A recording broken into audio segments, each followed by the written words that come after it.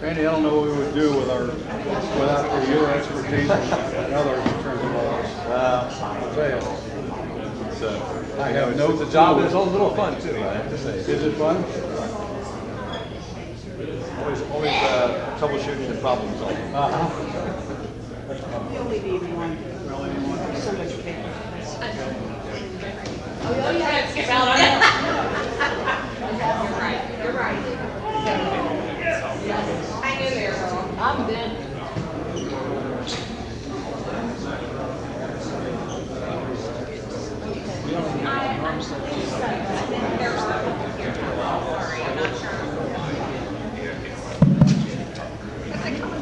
Here's our friend Randy. I know, I'm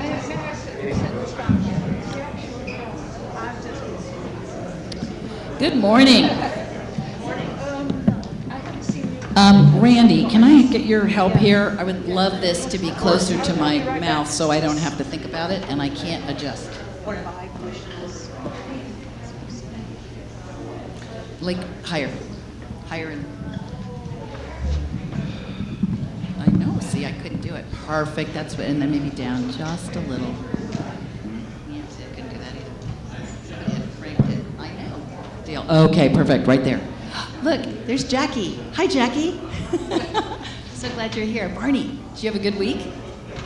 Good, good, excellent.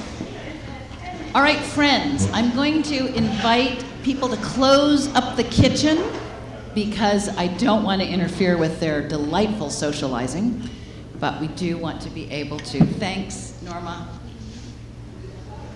So, did everybody get a copy of the handout for today? On the top of it, there is a prayer that I would like to have us all pray together. This was a prayer, amazingly, written either in the 7th century or the 8th century, and it is a favorite prayer of John and mine's when somebody dies. So let us pray. Dear God, we seem to give them back to you, O God, who gave them first to us. Yet as you did not lose them in giving, so we do not lose them by their return. Not as the world gives, do you give. What you give, you do not take away. For what is yours is also ours. We are yours, and life is eternal, and love is immortal, and death is only a horizon, and a horizon is but the limit of our sight. Lift us up, O God, that we may see further. Cleanse our eyes that we may see more clearly. Draw us closer to yourself, that we may know ourselves to be nearer to our loved ones who are with thee. And while you prepare a place for us, prepare us also for that happy place, that where thou art, we may be also forevermore. Amen.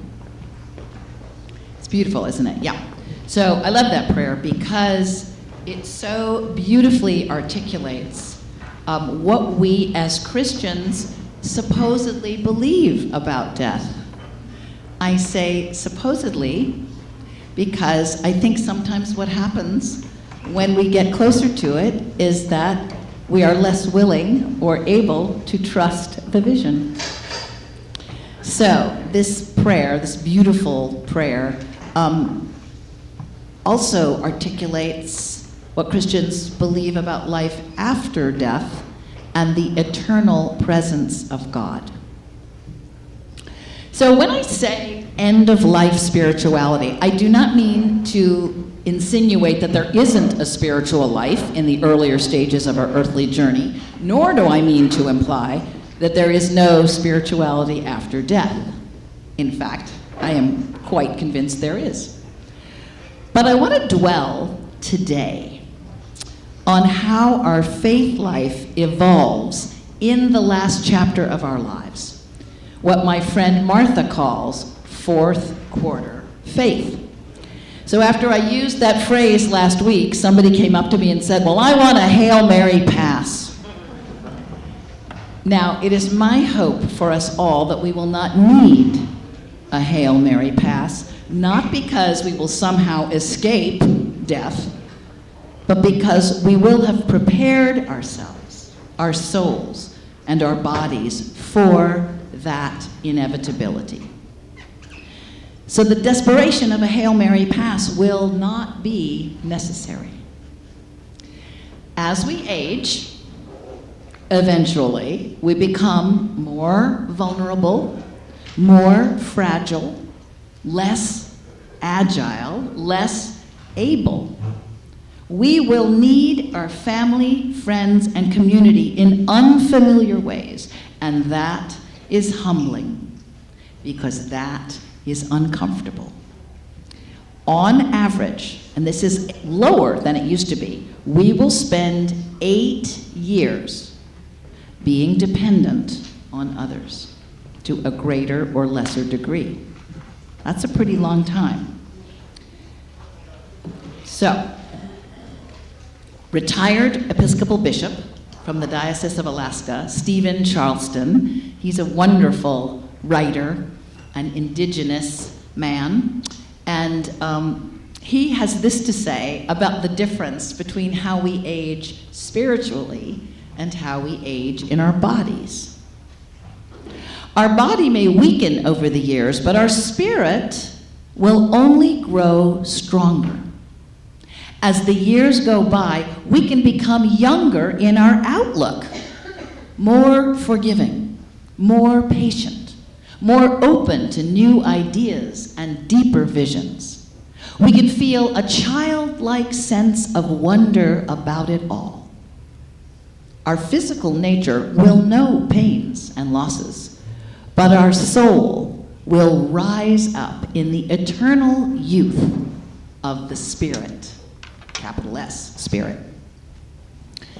So, this morning, I want to share with you some thoughts about end-of-life spirituality and some partners that help me, that I think will help you. And then we will hear from Sue Sotil, who will talk to us for a few minutes about what her life was like after the death of her husband. Norma will talk for a moment about, I forget what. And then, this is my senior moment, actually. And then we will actually look at the funeral guidelines for planning a funeral at Holy Comforter. And there are 2 different handouts that you have that we will talk about. So, and if you have any questions from last week or the week before, we'll do that after. So, there's 3 writers that I just love that have been partners for me as I think about end-of-life spirituality. The first is Parker Palmer. I bet you might know him. His book called Let Your Life Speak on Discernment was hugely powerful for me as I was discerning my call to the priesthood. But he has just written, it's brand new, a book called On the Brink of Everything. grace, gravity, and getting old. He says this: today, as I close in on 80, I know there are no shortcuts to wholeness. The only way to become whole is to put our arms lovingly around everything we know ourselves to be: self-serving and generous, spiteful and compassionate, cowardly and courageous, treacherous and trustworthy. We must be able to say to ourselves and to the world at large, I am all of the above. If we can't embrace the whole of who we are, we will imprison the creative energies hidden in our own shadows, and we will be unable to engage creatively with the world's complex mix of shadow and light.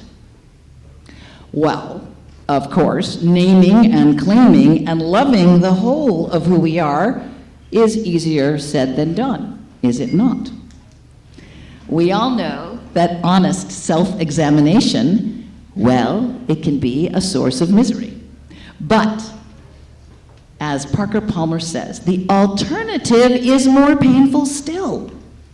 If we're willing to move through the gravitas of honest self-examination, he says the rewards are great. When we can say, I am all of the above, my shadow as well as my light, then we become more at ease in our own skins, more at home on the face of a planet rich with diversity, more accepting of others who are no more or less broken than we. So you're probably thinking, like, wait, why is she talking about living and not dying? Well, if we'd been able to get Beth Strand here, so Beth is an oncology nurse practitioner, and I told her that we were going to be doing this, and she's away, and if we do it again, we'll get her to speak, but she says, well, we die the way we live. So let's make sure we are living the life that we love right now. One of the undeniable experiences in the last chapter of our lives is loss of all kinds. The changes in our own physical and mental health, our sense of identity as we retire and pull back from our professional lives, and we lose people along the way. Or we get a tough diagnosis to contend with. So another favorite partner for me is Kate Bowler. She was, and still is, a teacher in Duke Divinity School when she was diagnosed with stage 4 colon cancer. They gave her 6 months to live. She's written a bunch of fabulous books, and she is now in remission, which is nothing short of miraculous. My favorite of her books is titled, Everything Happens for a Reason and Other Lies I've Loved. She got a lot of that. Oh, God must have a plan for you. She's like, no, this is not in God's plan for me to die and leave my young child behind. So as she was wrestling with this, she started thinking about something that she now calls load-bearing love. She was worried that her son would need support. And she was thinking about places to send her son, people, communities, to send her son to get the various kinds of love that would build a shelter around him if she were gone. And that's where she came up with this idea of load-bearing love. I love that image. And to me, that is what Christian community does at its best. It's what we do for one another in our families, hopefully. So that when we are too weak to hold up our own walls, there will be people around to shoulder some of that weight. So one of the questions that I want to put in front of you today, just for you to begin thinking about. Who are the load bearers in your life? And then how can we be load bearers for each other? One of the questions that I believe is in 5 Wishes, you can tell me if I'm right, I've seen it somewhere in our materials, is how do you want people to love you when you need help? Is that in there, kind of something like that? Something like that. Anyway, no matter how the question is phrased, important to think about. But the most important partner for me, hands down, is Atul Gawande. If you have not read his book, Being Mortal, you must run out and get it today. Atul Gawande practices general and endocrine surgery at Brigham and Women's Hospital in Boston. He's a professor at Harvard. He was recently named CEO of a healthcare venture called Haven at Yale. He's been a staff writer on The New Yorker forever magazine, and is the author of 4 books.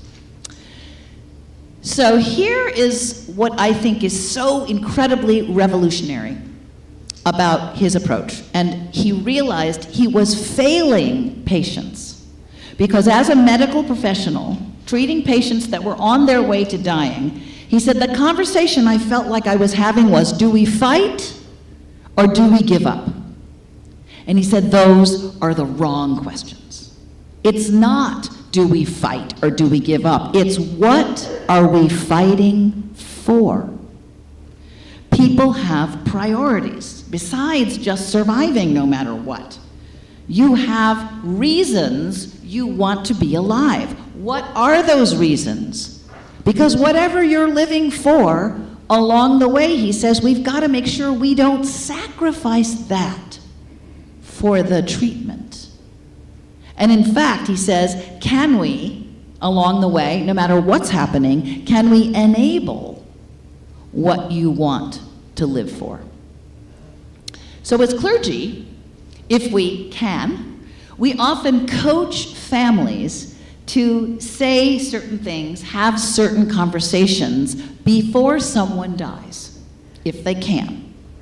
Those things are kind of obvious. Thank you. I love you. I'm sorry. I forgive you. Do you forgive me? So they seem kind of obvious, but you would be amazed how many people get through their life and somehow avoid doing those things. So if it's possible, right, I've got those questions on the handout for you. But I think Atul Gawande goes even further. In his book, he outlines several questions he thinks are important for people to engage with as they are facing death. He always asks his patients first, what is your understanding of the situation you're in? And what are the possible outcomes? Because somebody has to accept the possibility that they are going to die sooner rather than later, before, and it's ironic, they could discover all kinds of room for creative solutions. Then he asks, what are your fears and what are your hopes? What gives your life meaning? What does a good day look like? He tells the story in the book of his daughter's piano teacher, Peggy Batchelder, who had struggled with cancer on and off for 20 years.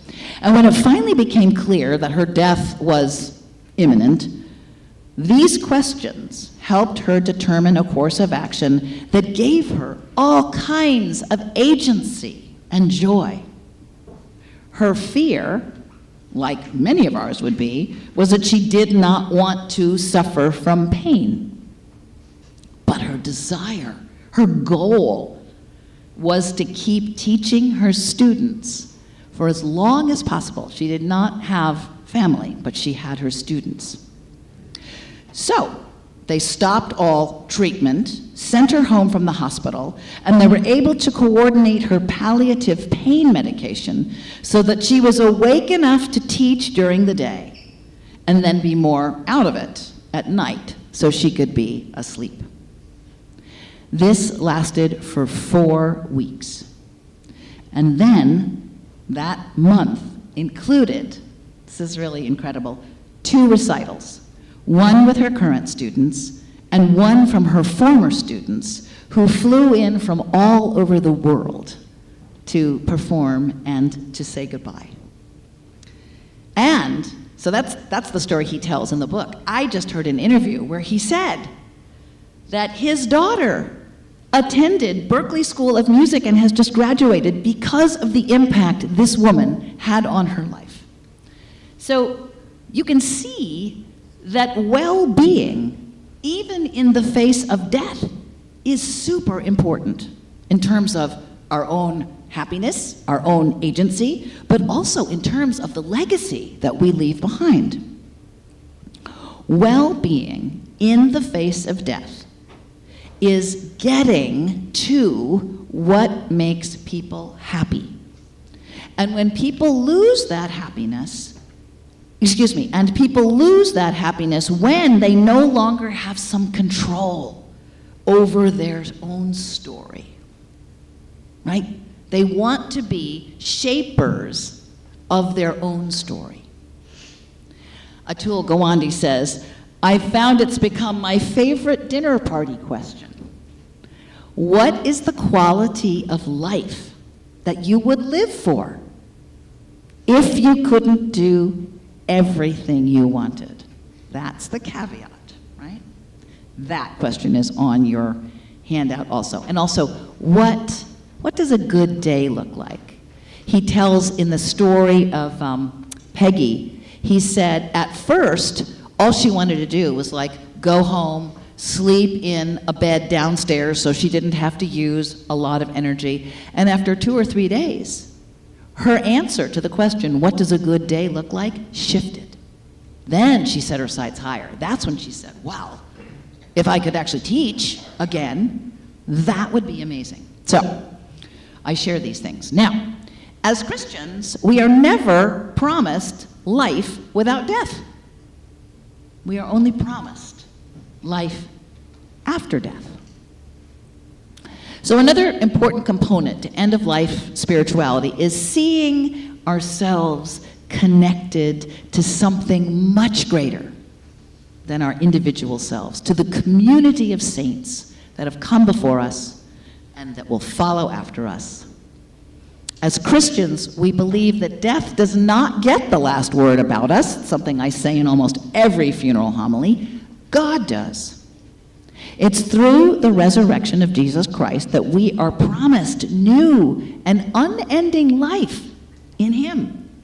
It's through the resurrection of Jesus Christ that our mortal life, what we're doing right now, is transformed into a journey of hope and oneness with God. So, Atul Gawande is not a Christian. His wife is an Episcopalian, but he puts it this way.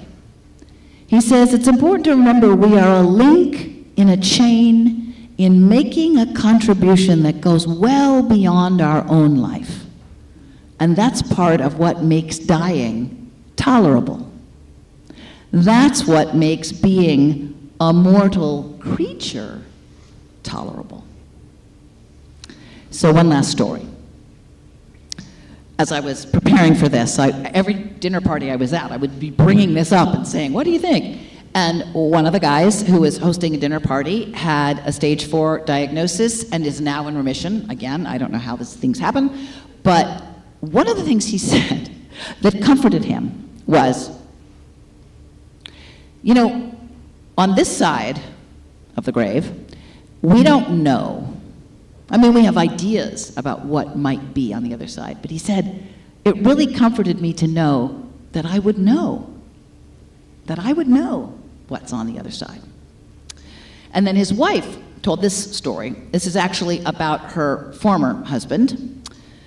He was near death, and his current wife had no idea, wasn't religious at all, didn't know what to do, so she called Kitty and said, will you help? So Kitty is a lifelong Episcopalian, but her first husband was Roman Catholic. So she said, well, he's got to have a Catholic chaplain. So the Catholic chaplain came, and at this point, he is unresponsive. The chaplain gave her husband last rites, and then they decided that her husband would probably like communion, but of course, he couldn't really take it, but the chaplain said, well, I'll just touch the bread to his lips. And as the chaplain offered the bread, this unresponsive man's hands reached up for it. Then the chaplain was done, and he said to the dying man, Paul, I'm leaving now. I hope you have a peaceful night. But if you wake and you find yourself anxious, just repeat these words. I trust in you, God. I trust in you, God. I trust in you, God. Paul died peacefully the next morning. But it's not a bad prayer, even if death is not imminent. If you wake in the night and find yourself anxious, say those words. So that's the preamble for what we're going to do now. Any thoughts, questions? If we have time, I've got a little sort of exercise that we're going to do. Okay, good, excellent. Sue, come on up here. Oh, okay. That's okay. The reason she didn't know what I was going to say is that it's not very important, but I'm the transition between this wonderful stuff we just heard and the more practical things that we know that we have to deal with. Those of you who've been here from the beginning got a binder. Those of you who didn't should also have the packet of materials that were in the binder. They were stapled together that we handed out. If you didn't, please let Peggy know. And I just want to point out a couple of things in this binder that we have not mentioned before. Those of you who do have it, in the page after the initial poem, there's an article from the Washington Post on 6 joyful steps for end-of-life planning. And I think what we've been doing over these past 3 weeks could well be considered joyful steps, because we've been together and we've shared together. But it has some specifics here. And one of the things that it mentions that we had briefly talked about but never followed up on was the piece about digital estate plans. So I did make a handout that you got today, which has some more information about what to do in terms of a digital estate plan. And it's from AARP. You can look it up and get more information. But it was sort of something we didn't cover, so I wanted to mention that. And the other thing I wanted to mention is, for those of you who've been long-term members, you probably remember Ann Koch. Several of you are nodding. Well, the page that says preparing for your death or death of a loved one, practical tips, this is Ann Koch's list. And she gave it out to us back in 2011. And I found it extremely helpful. And so I want to point it out. A couple of things that she mentions are things like, you might want to start writing your own obituary, or at least, write a few list of things that you'd like to see in your obituary. That would make things a lot easier for whoever does write your obituary. And things like, if you have verbal promises you've made to people, write them down somewhere so that you don't have people after you go saying, well, she promised me this or she promised me that. So there's several practical things like this that are very helpful that we don't always think about beforehand and can really help us once we do lose somebody, and preparation for the people who are going to take care of us. And speaking of that, we've asked Sue to speak today because she's made a very complete list, and that is also in your binders of, and she will refer to it, but that gives you a lot of information about tips for survivors. And so Sue is going to tell us about her experience after her husband died. So thank you, Sue.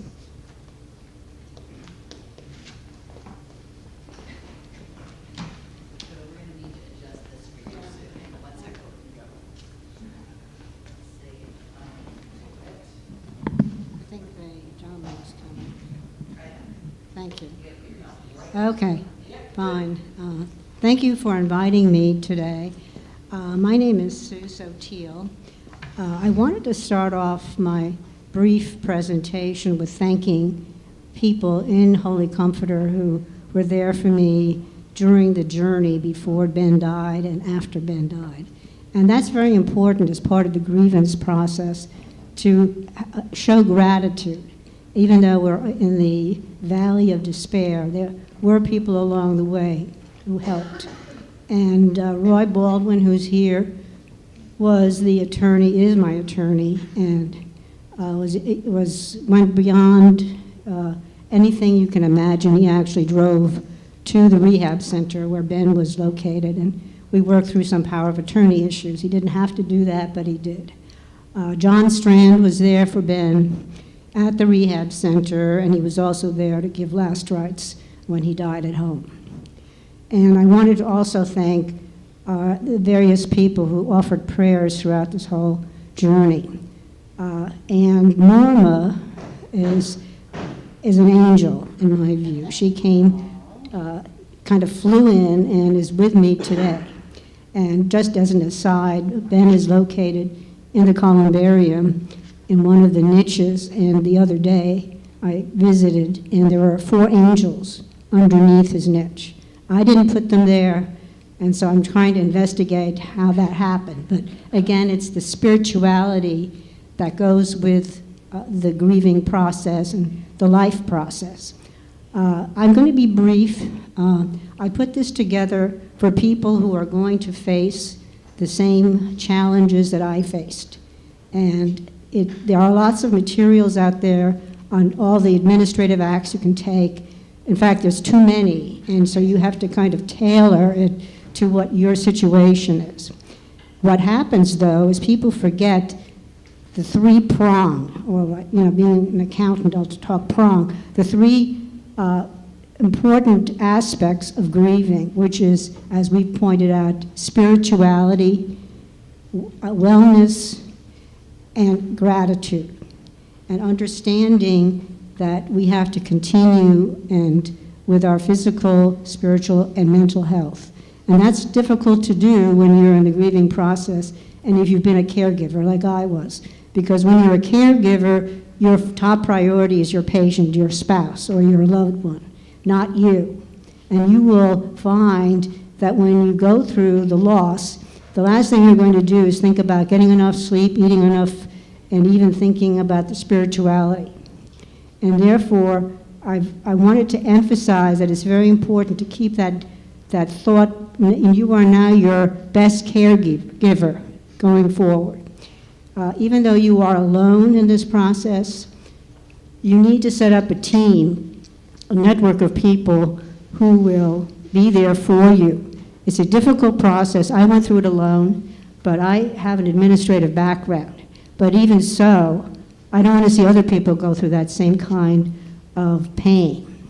So I put together the tips on the types of things you should be doing, and they're not all-inclusive, but they kind of give you an overarching view. And along the way, I realized you really have to be organized, because you're going to be kind of in what they call this brain fog. I didn't know that, but along the way, I kind of picked up, I'm forgetting things. And the last thing you want to do when you're going through the administrative responsibilities is forgetting who you talk to and when you talk to them, and the most important thing of all, the follow-up actions that need to occur. So I did set up binders on each agency I dealt with, each financial institution, and it was very helpful because I was talking about doing all of this during the year end of 2021. So I think that's a big takeaway. I think it's important to also consult with experts along the way, which I did to some degree. I found a lot of helpful people I talked to in the federal agencies. The banks, I had a mixed experience. And again, you're going to have to be patient, you're going to have to work through the issues, and you're going to have to expect a lot of follow-up. You would think an issue got resolved, it may not have been resolved. You're also dealing now with a workforce that's working from remote sites. I had the benefit of working with people who were pretty well trained and competent, and I think today at least in one of the agencies, they're all contractors. So that really makes a difference. I don't want to take up a lot of time now, but if people have any questions within the allotted time, I'll be happy to answer that. Norma has my contact information if you want to chat with me at some other time. It's a journey, and it's difficult. The first year, which is what this document really covers, is important, but it's a continuing journey. So I'm now in my second year, and I'm finding new challenges. But giving back, helping other people, showing gratitude really makes the difference. So that was the purpose of why I put this together. So at this point, does anyone have any questions? Okay. Great, thank you.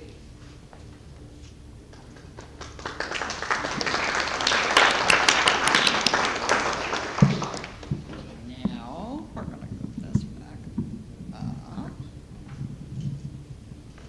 Okay, so we're just going to take a minute to look through this document.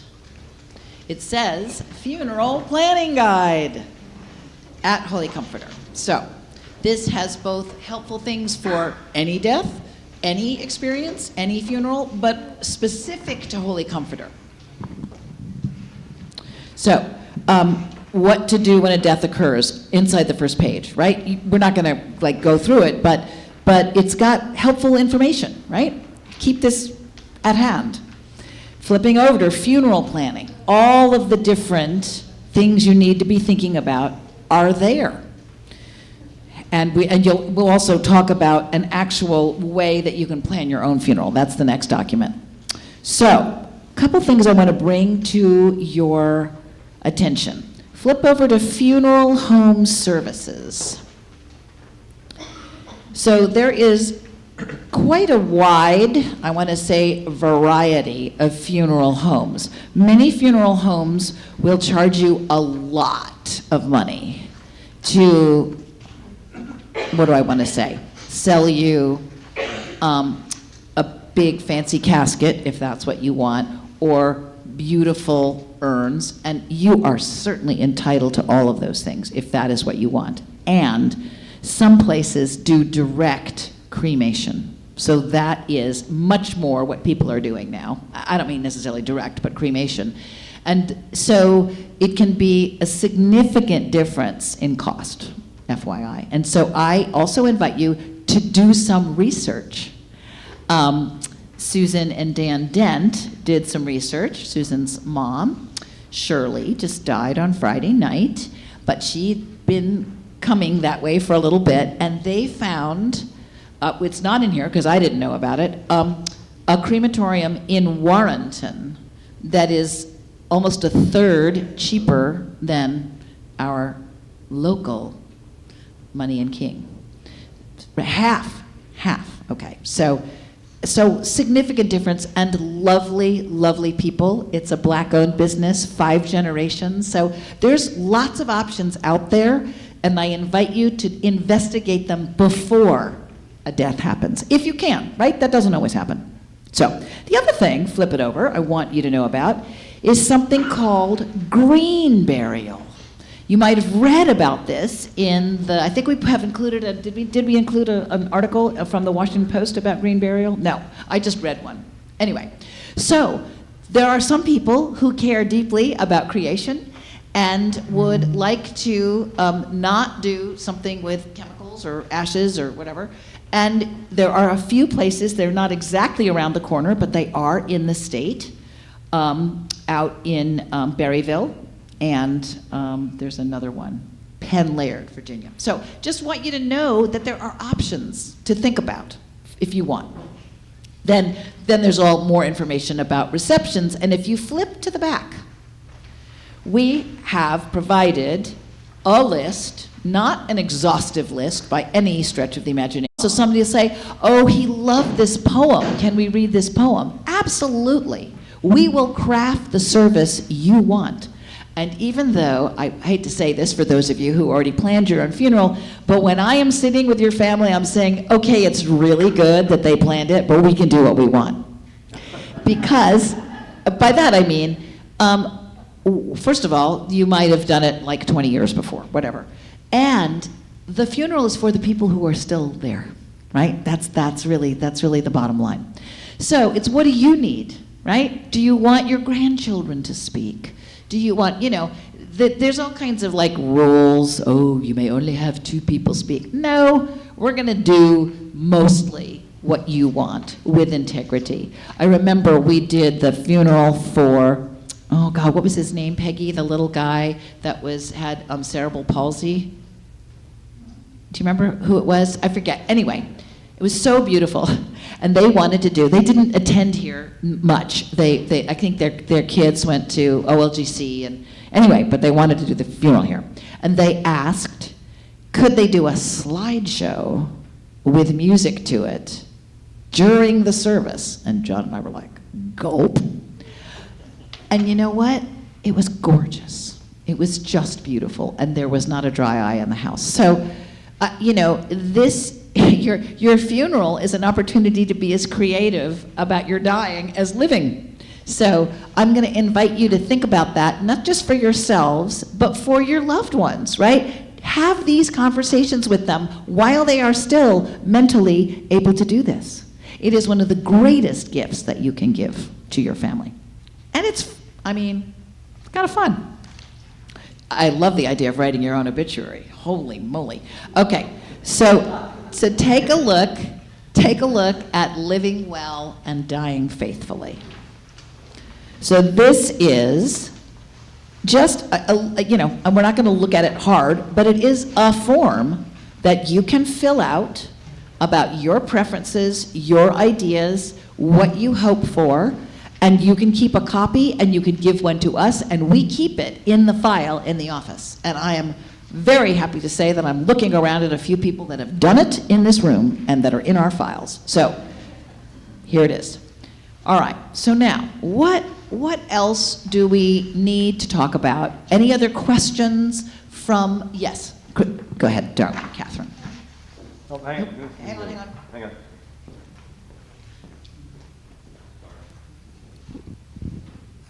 I'm going to follow a family tradition set by my mother-in-law, my husband. It is on, just hold it like that. Okay, can you hear me? Okay. Like And right like that. And that is There you go. donating your body to medical science. Yes. And you bypass the funeral directors at that point. Good. And there's a lot to be said for it, but there are some considerations. One is, if you give it to the state of Virginia, you don't get the ashes back. If you give it outside, you have to consider crossing state lines. Right. And the other thing is, if you've already donated all parts of your body, and it may show up on your driver's license, you can't do that. You have to cancel that, and they take only the corneas. Wait, say that again? So anyway, and where I'm doing it is the United Services College. Right, but what did you say about driver's licenses? Because a lot of us have the choice to check on our driver's license if we want to be a donor. And what did you say? But if you want to give your whole body, then you have to cancel giving those donations. Okay, so did everybody understand that? So that only applies to the corneas of your eyes, is that right? Yeah, they take that within half an hour. Within half an hour. But if you want to donate your whole body, you have to change that. Correct. And then make it clear in your will and in other places. And what is the company that you are using? And so in some cases, you will get the ashes back. After a year. Okay, after a year, okay, all right. 4 months, okay. We need microphones when people are going to ask questions and make comments. Yeah, Jean, wake up. It's right next to you. So.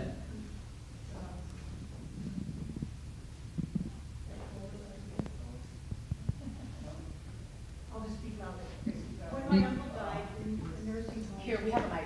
You didn't have time? Chris, they can't get it on. You're not going to be recorded. This is because people can't hear you on the recording. Hello? I got it.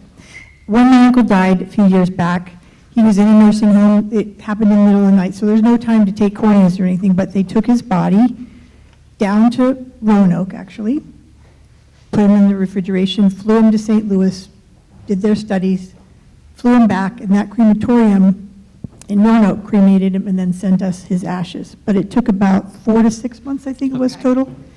So it works that way. And I did have a friend just a couple weeks ago or a month ago went to the Abbey and did a green burial. A green burial. Yeah. Interesting. Excellent. Very nice. So this is important information. Thank you so much. There are so many things to think about if you want to. And as Sue said, there are too many things to think about, so you get to pick and choose. Yes, Morgan. And there are also specific laws in many states about spreading ashes. You cannot spread ashes willy-nilly. And it is illegal to spread ashes in many, many, many different places, especially waterways. And just so you know, ashes aren't really ashes, they're bone fragments, they're pulverized bone fragments, so they don't degrade like you think they would. So they're very sharp, it's not what you think it is. Well, I will say that somebody told me that bulbs in your flower garden love bone meal. So there's a good place to do it. I know you're maybe not supposed to, but I also want to encourage people to, what did we say last night, Dan? To do it and then without asking permission, sometimes in certain settings, right? My parents are all over Vermont. They are all over Vermont. My brother's ashes, somebody took some to Nepal. He was a very ardent Buddhist.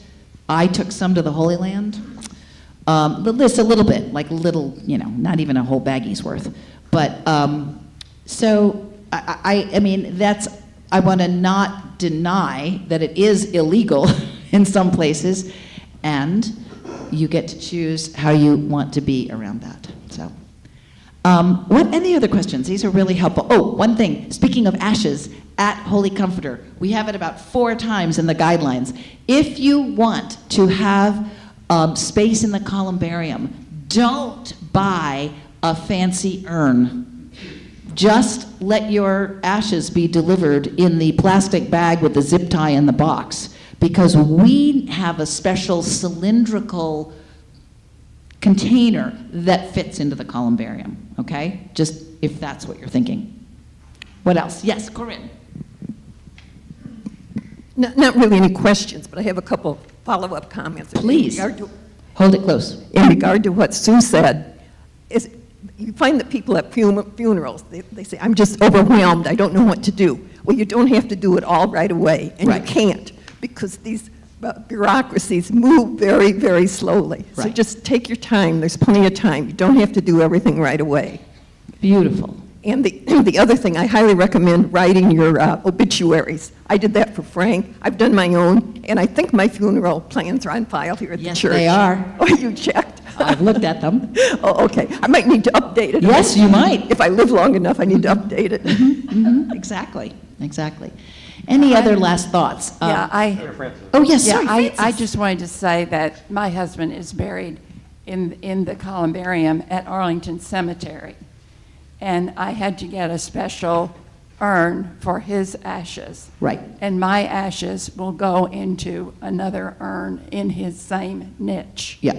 So that is a possibility if you're eligible, or your loved ones are eligible to go into Arlington Cemetery.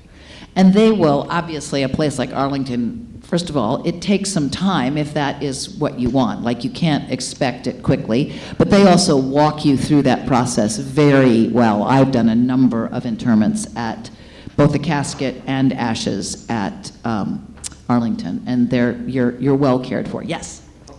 Is it possible to do the service over Zoom or YouTube like the services in the church are done? Well, guess what? So during COVID, my mother died in November of 2020, and sadly I never saw her after January of 2020 because she was in Tucson and she had terrible dementia and she was in a assisted living.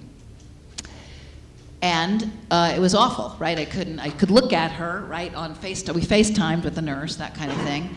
But I didn't get to do the things that you normally do, touch them, clean out her stuff. I never did any of that.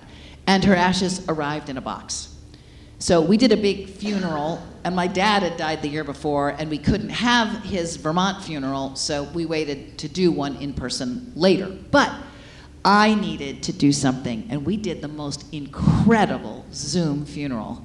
250 people could come because, of course, there was a guy that grew up, a doctor that was from my hometown, that was there in his hospital bed because he could do Zoom. So it is possible to do that. It depends on the setting, you know, what you want. We always, well, not always, but we offer live streaming funerals so that people can watch even if they can't be here. So, so that it is possible. Really, I mean, kind of, I hate to say this, but the sky's kind of the limit. I mean, within reason, right?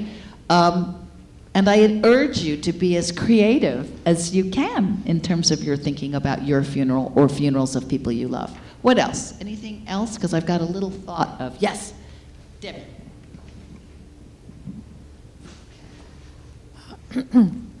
My question has to do with the service. Can you have non-religious songs, like favorite song? Or It often. Okay. That is to the discretion of the director of music. And he is very willing to work with people. What you can't have is recorded music generally. Now, we did have something recorded underneath the slideshow in that time. There are options for soloists, there are options for different kinds of music, but that is basically to, as I say, to the discretion of David Kelly. But yes, I say, ask for it. Ask for it. You'll never get it if you don't ask for it. Yes, go. My husband has a funeral playlist. A funeral playlist for the party after. Can you just say that one more time into the microphone? I love that. a funeral playlist for the after party. Absolutely. What a great idea. Another way to be super creative. Anything else before I give you just a little thing to do in the last 5 minutes that we're here? Yes, Peter.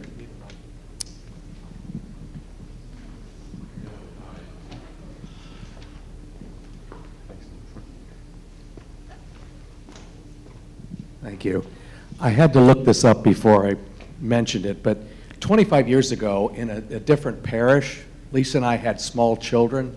I kept hearing over and over from the rector, if you need a source of hope, go to the Book of Common Prayer for the burial office. Yeah. He said, you will find so much material in here. So I didn't look at it back then, but I was just scanning it now, and he's right. Yeah. If you want something positive about passing over, yes, it's in the Book of Common Prayer. Well, it is our theology of resurrection, right? I mean, that's what I'm saying. We say this stuff, so let's own it. Like let's buy it. Yes, you'll see. I think it's in the front of Living Well and Dying Faithfully. Where is it? Oh, look at the very top of the second page, Planning Your Funeral. The liturgy for the dead is an Easter liturgy. It finds all meaning in the resurrection. Because Jesus was raised from the dead, we too shall be raised. Now, this never makes grieving unchristian, right? There's room for it all. But I'll never forget going to a funeral at my former church, and it was the wife of a seminary professor, and we sang, Jesus Christ is risen today. And I was like, wow, that's really claiming the resurrection. I will also tell you, I wonder if any of you remember just the fabulous Mary O'Beatty, who was here. She's just such a kick. Well, she wanted Christmas carols sung at her funeral. And of course, we broke the cardinal rule that you do not do Christmas during Advent because she died in Advent. And we sang Christmas carols, and it was so great. Knowing, right? There's something about knowing that we are singing and listening to the scriptures and the hymns that were chosen. It's just lovely. So, any last thoughts?